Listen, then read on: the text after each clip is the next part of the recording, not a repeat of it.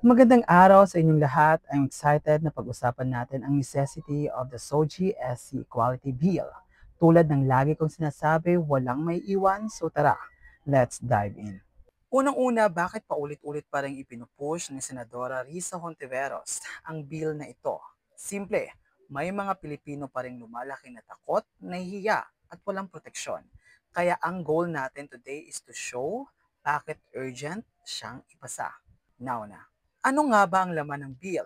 In English, it prohibits discrimination. In Tagalog, bawal ang pamamaliit o pang-aapi dahil lang sa sexual orientation, gender identity, expression, o sex characteristic. Ibig sabihin, bawal tanggihan sa trabaho, paaralan, o ospital kasi hello, tao rin sila tulad natin.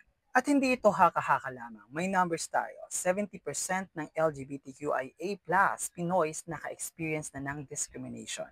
1 in 3 youth binubuli sa school.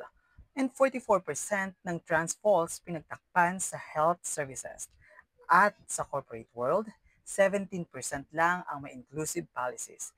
Guys, hindi lang yan statistics. Buhay yan ng tao. Resulta, mental health crisis. According to UNDP, 3 times mas mataas ang suicide attempts among the LGBTQIA+ youth. Kung wala tayong batas, sino ang magbibigay ng safe space? Kailangan nating itigil ang cycle ng silence at stigma. Sinasabi ng iba, protektado na sila sa Constitution. But guess what? Hindi enough. Walang specific na words about SOGI SC, kaya may loopholes. Oo, may landmark case tayo sa kasong Ladlad versus Comelec na talo ang diskriminasyon pero case to case pa rin. We need a clear law para di na depende sa interpretasyon. Tingnan natin ang ibang bansa, Canada, Argentina, UK at Taiwan. Lahat may national protections. At tayo signatory pa sa ICCPR at ICESCR. Kung nakapangako na tayo sa mundo, bakit hindi pa natin sinasara ang gap dito sa bahay natin? Di ba? So anong next step? Una, support the bill, makipag-usap sa mga kinatawan ninyo. Pangalawa, educate. Ipasa ang info, wag ang fake news. At pangatlo, empathized. Kilalanin ang kwento ng bawat Pilipino.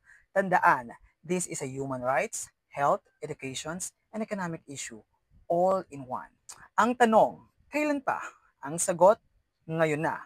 Let's stand with Senator Risa Hontiveros and push for the SOGI SC Quality Bill. Hindi tayo pwedeng maging henerasyon na naghihintay pa. Dapat tayo yung henerasyon na kumikilos na. Maraming salamat at sama-sama natin gawing realidad ang pantay-pantay sa Pilipinas. This is JM, and again, remember, I will always be your law companion.